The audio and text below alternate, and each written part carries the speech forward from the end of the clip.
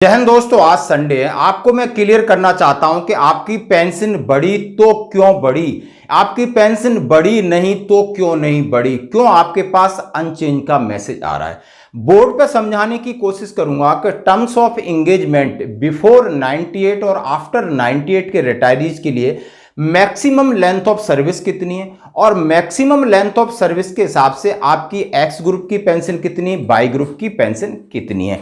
Board पे समझेंगे, चाहे आप सिपाही हैं, चाहे आप ऑनरी नायक हैं, चाहे आप टीएस नायक हैं या पक्के नायक हैं, ऑनरी हवलदार हैं, ऑनरी नायब सूबेदार हैं, नायब सूबेदार हैं, सूबेदार हैं, सूबेदार मेजर हैं, लेफ्टिनेंट, सूबेदार लेफ्टिनेंट हैं या सूबेदार मेजर लेफ्टिनेंट हैं, सूबेदार कैप्टन हैं या सूबेदार मेजर कैप्टन हैं। आखिर इनके नियम क्या हैं जिनको कोड किया जा रहा है कि सर्कुलर 555 के अंदर दिया गया है, उसकी भी चीजें दिखाऊंगा। सबसे पहले तो मैं ये बात कह रहा हूं कि वारोपी 3 का लगभग सारी चीजें क्लियर हो गई हैं। पेंशन रिवीजन और एरियर आ रहा है। वारोपी 3 उन लोगों के लिए लागू थी जो 30 जून 2024 तक के रिटायरीज थे, उन लोगों के लिए लागू थी। हाँ जी दोस्तों, जिनकी टेबल नंबर 7 के अंदर पेंशन कम आ रही है, यानी टेबल नंबर 7 से पेंशन उनकी 30 जून तक 2024 तक के रिटायर्डी उनकी कम आ रही, तो उनमें उनकी पेंशन को संशोधन किया गया है। और कईयों को लग रहा है मेरी कम है, संशोधन नहीं किया गया है, तो वो टर्म्स ऑफ एंगेजमेंट के दायरे में आ गए हैं, फंस गए हैं। प्रीमेचर को बिल्कुल शामिल नहीं किया गया है। ये तो और भी किसी के सवाल हैं तो आप मेरे व्हाट्सएप पर कर सकते हो, पीसीडीए के नंबर नीचे चल रहे हैं, आप वहां पर कॉल कर सकते हो। लेकिन अब इसको पूर्ण विराम होना चाहिए। यदि आपको लग रहा है कि नहीं मैं टर्म्स ऑफ एंगेजमेंट के खिलाफ कोर्ट में जाना है, एएफटी में जाना है, तो उसका भी दरवाजा खुला है। उससे पहले आप पीसीडीए में एक कंप्लेन लॉन्च करके उनसे जवाब मांग लो सारी चीजों के बारे में। आइए सबसे पहले बोर्ड पे हम समझते हैं। तो बोर्ड पे हमने लिखा है रैंक, जैसे आपके साथ बता दिए, सिपाही से लगाकर कैप्टन तक है। टर्म्स ऑफ एंगेजमेंट और सर्विस, जैसे सिपाही बिफोर 98 से पहले 20 साल का मैक्सिमम सर्विस का प्रावधान था, तो एक्स ग्रुप का बंदा है, आज के तौर पर उसकी टेबल ओआरओपी 3 में 23,500 उसकी पेंशन है एक्स ग्रुप का, वाई ग्रुप का 21,700। आप समझ गए। सिपाही 20 साल, 98 से पहले को 20 साल तक का फायदा, यदि 98 के बाद है तो 22 साल तक का फायदा आप सिपाही में ले सकते हो, जिसकी मैक्सिमम पे है 24,459 एक्स ग्रुप की, वाई ग्रुप की 22,659, यानी 22 साल मैक्सिमम मैं बता रहा हूं ताकि आपको पता चलेगा आखिर आप कहां स्टैंड कर रहे हो। ऑनरी नायक बिफोर 98 और आफ्टर 98। बिफोर 98 पहले आप 22 साल सर्विस तक थी मैक्सिमम, और आफ्टर 98 वो 24 साल बढ़ा दी। तो अब मैं 22 साल वाले की एक्स ग्रुप की 24,559 और वाई ग्रुप की 22,659, 24 वाले की 24,559 और इसकी 22,659। बढ़ी नहीं है, आप देख सकते हो। यहां से आप देखो ये सेम सेम सेम, ये भी सेम सेम सेम, लेकिन ऑनरी नायक है। अब बात करूंगा नायक हैं पक्के या नायक टीएस हैं। बिफोर 98 आफ्टर 90, 24 और 26 सर्विस 2 साल बढ़ गई, 22 से 24 कर दी, 24 से 26 बढ़ गई। ये टर्म्स ऑफ एंगेजमेंट है, सर्कुलर 555 है, ये सीधा सर्कुलर 555, यानी ओआरओपी 1 जब बना था तो बहुत सारे कंडीशंस, टर्म्स ऑफ कंडीशंस उसमें सारी आपके लिए पूरी दी हुई, आप पढ़ सकते हो।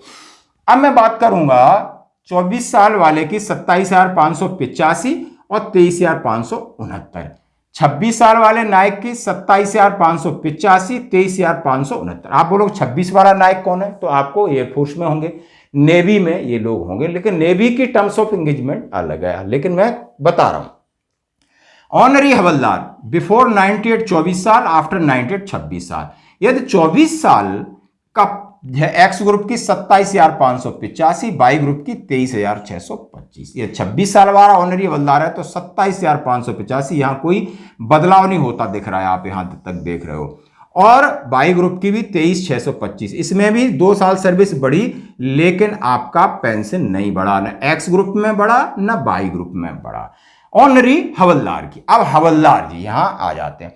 बिफोर 98 24 साल सर्विस थी और आफ्टर 98 26 थी। 24 थी तो एक्स ग्रुप में वो उसको अभी का जो रेंज है, अपर रेंज 27,935, और एक्स ग्रुप का भी 27,900, यानी 2 साल में सेम 27,935 रखा है, बड़ी नहीं। वाई ग्रुप में बढ़ा है 24,763 है 24 साल वाले की, और 26 वाले की 25,582 है, जो आपने देख लिया है। अब ऑनरी नायब सूबेदार बिफोर 98 और आफ्टर 98 सर्विस 24 और 26, 24 साल वाला ऑनरी मिलता है तो 28,275 एक्स ग्रुप और 26 वाले का एक्स ग्रुप है 30,050। वाई ग्रुप में 25,738 और 26,738। काफी इसको फायदा हुआ है, आपने देखा भी होगा। अब नायब सूबेदार बिफोर 98 26 साल है और आफ्टर 98 28 साल कर दिया। एक्स ग्रुप का 31,675 31,672 यहां सेम रखा है, नहीं बढ़ा। वाई ग्रुप में डिफरेंस है, 26,900 है तो 27,950, यहां फर्क है। यानी आप नायब सूबेदार हैं, 26 साल सर्विस है तो 26,900 आप ले सकते हो। बिफोर 98 के 26,000 मैक्सिमम है, आफ्टर 98 28 साल है, 27,950 उनका इंटाइटल है। सूबेदार की बात करूं, बिफोर 98 आपके 28 साल सर्विस है, एक्स ग्रुप के हैं तो 34,225, वाई ग्रुप के हैं तो 30,175। आप वाई ग्रुप के सूबेदार हैं, 28 साल सर्विस है तो 30,175 आप ले सकते हो। और 30 साल के आप सूबेदार हैं, एक्स ग्रुप है तो 35,975। ये टेबल नंबर 7 है, 1 जनवरी 2016 के बाद टेबल नंबर 8 में वो अपनी देख सकते हैं। और 31,500 टेबल नंबर 7 वाई ग्रुप का सूबेदार 30 साल सर्विस है। अब मैं बात करूंगा सूबेदार मेजर, 32 साल सर्विस दिया है कि सूबेदार मेजर 32 साल सर्विस तक नापा जाएगा बिफोर 98। आफ्टर 98 33 साल मैक्सिमम सर्विस की काउंट की जाएगी सूबेदार मेजर की। एक्स ग्रुप का है दोस्तों तो 40,600 है उसकी 32 साल, और 33 वाले की 46,300 है जो नए सूबेदार मेजर आए। अब सूबेदार मेजर की 46,300 कर दी। अब यही सूबेदार मेजर यदि लेफ्टिनेंट बन जाता है तो उसकी कम हो रही है, बड़ा दुख की बात है। यदि 1 जनवरी 2016 से पहले है तो 42,650 है, और 1 जनवरी 2016 के बाद टेबल नंबर 8 में 46,300 है। वाई ग्रुप वाले की 34,575 है, चाहे आप 32 करो चाहे 33 करो।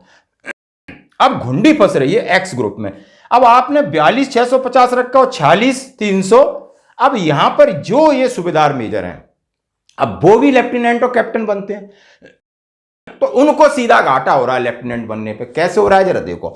अब वो लेफ्टिनेंट बन जाता है एक्स ग्रुप का। अब लेफ्टिनेंट को आप समझ सकते हो 28 साल थी और 32 साल और 33 साल में आपको दिखा रहा हूं, तो मैं पढ़ के सुनाता हूं आराम से। ऑनरी लेफ्टिनेंट 1/368 से 29/528 सीधा लिखा है पहले, यानी 29/598 से जो पहले थे उनको 28 साल तक शामिल किया गया था।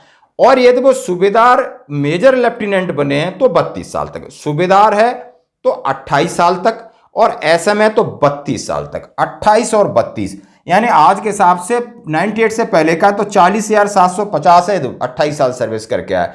यदि वो एसएम से बना है तो 32 साल तक कंसिडर किया जाएगा, तो 42,625 पे रखा है। अब क्या कर दिया है, अब क्या कर दिया इन्होंने, जरा घुंडी देखिए।